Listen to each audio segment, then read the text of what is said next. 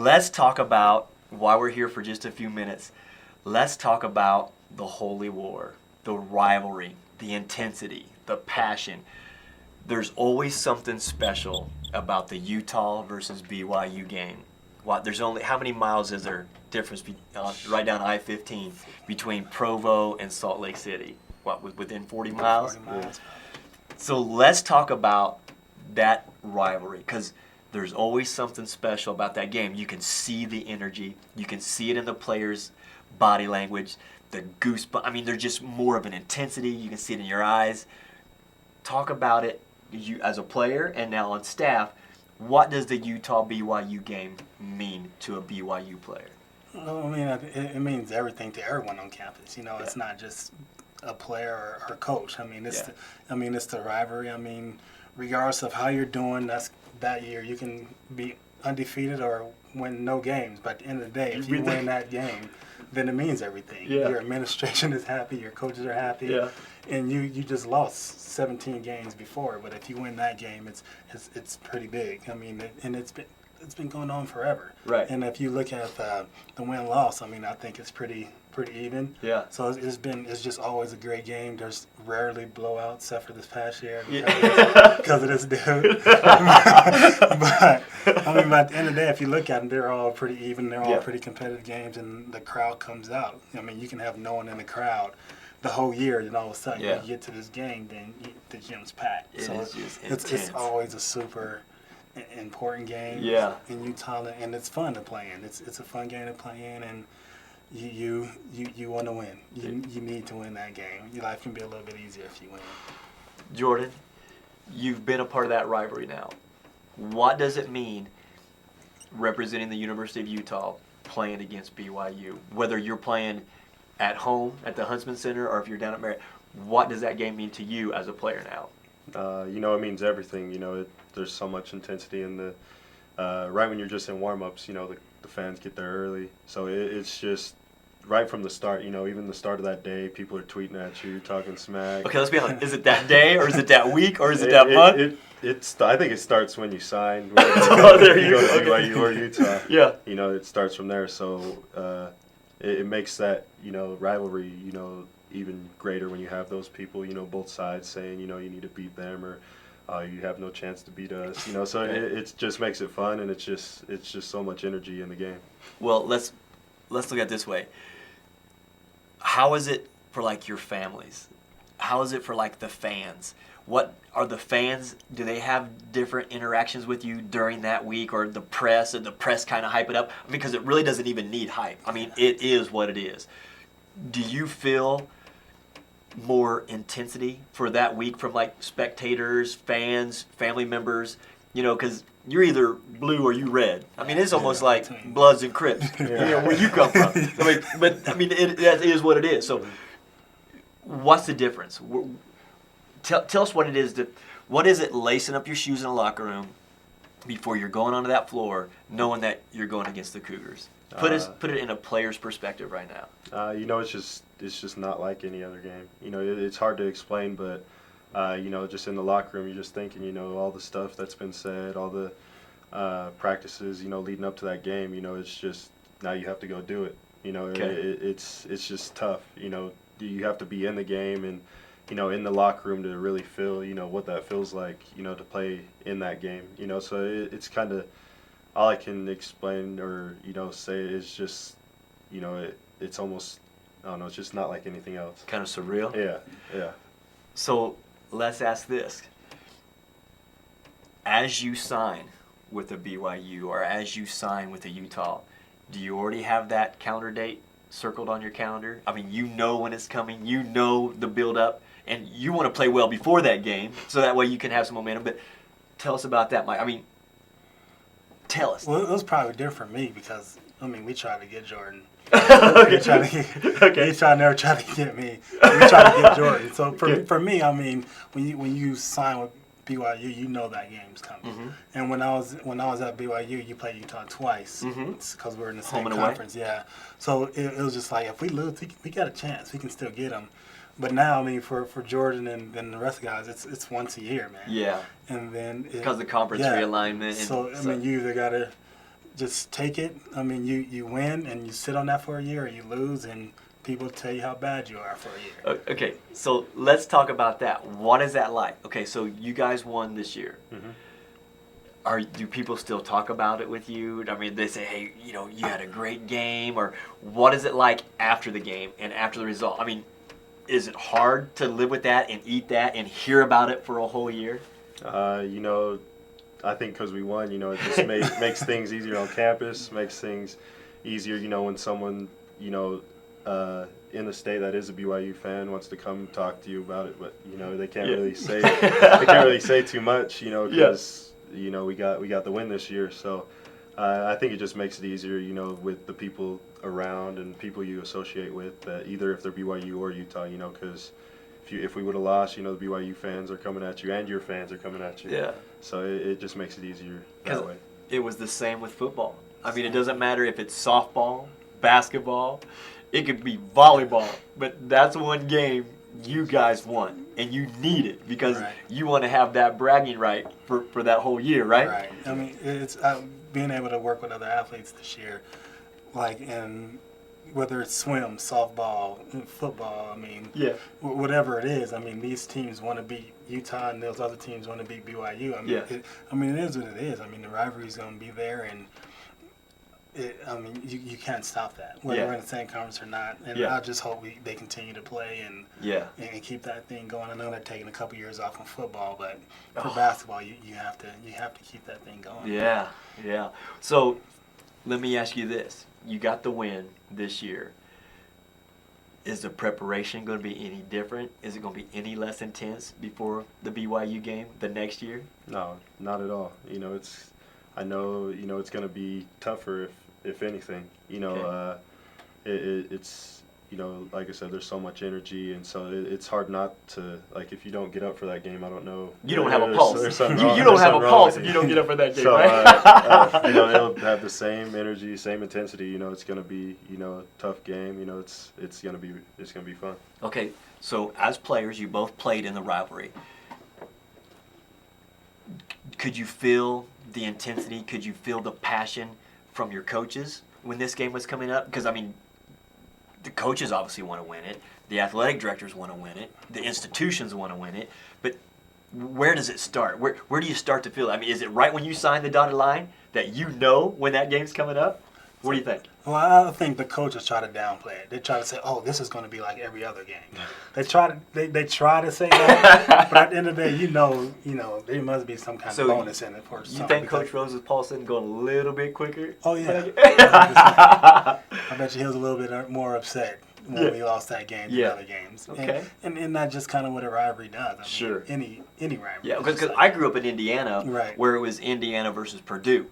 And that is the big game every year. And again, it's just like, every state has them. Every conference has them. But living here in Utah now for, 7-8 years, it just feels different when those Utes get on with them Cougars. No matter what court is on, there's always a little something special about it. And I think it's great that right here on the Coach Scott Field Show, we have two participants, especially with it being NCAA time right now, that you guys can kind of come on and share what that passion and what that intensity and what that focus is like, because it truly does become, as a player and as a competitor, and if you weren't a competitor, you wouldn't be in this spot anyway, the laser-like focus that comes into play when it's rivalry time. And I'm sure you're looking forward to that for this next year as well. Yep. Yeah, definitely. So, what do you think? What's the prediction for next year in basketball? Well, I'm always on good. That's just kind of what I mean, I graduated from there. I played there, so obviously I'm going to play. I mean, I'm going to go for BYU, but at the end of the day, I think it's always going to be a good game. Well, I mean, at the end of the day, both teams are going to play hard, and I hope we get a blowout and get them back for this year. But it's going to be, it's always a fun game. Yeah. And I think next year it's at the Merit Center, so hopefully we have a little bit of a home court advantage because these dudes they're just getting better and better.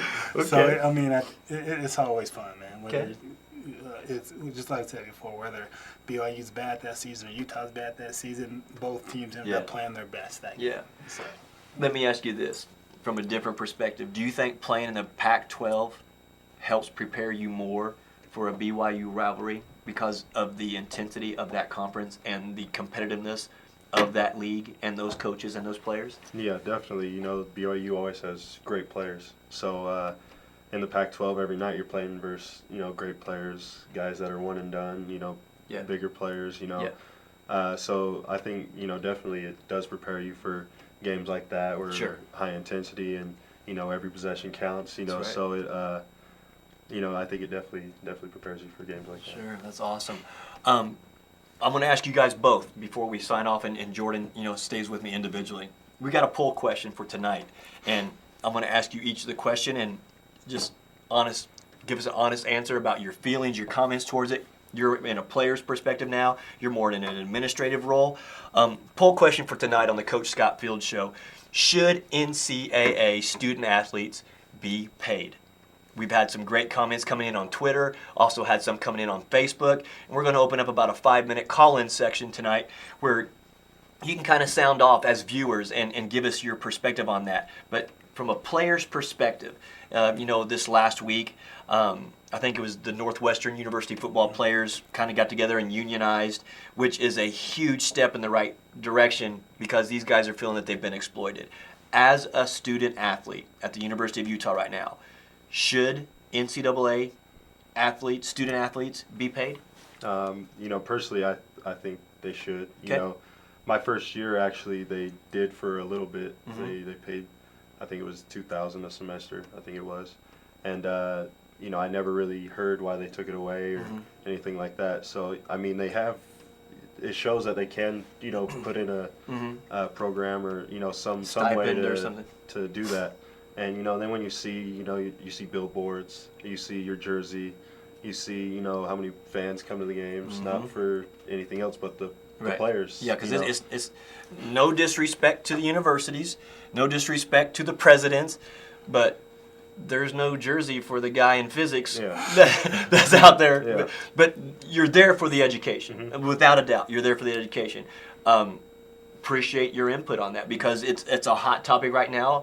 The Coach Scott Field Show has their finger on the pulse, and you know, you're hearing here a student athlete who sophomore this year, correct, going into your junior year.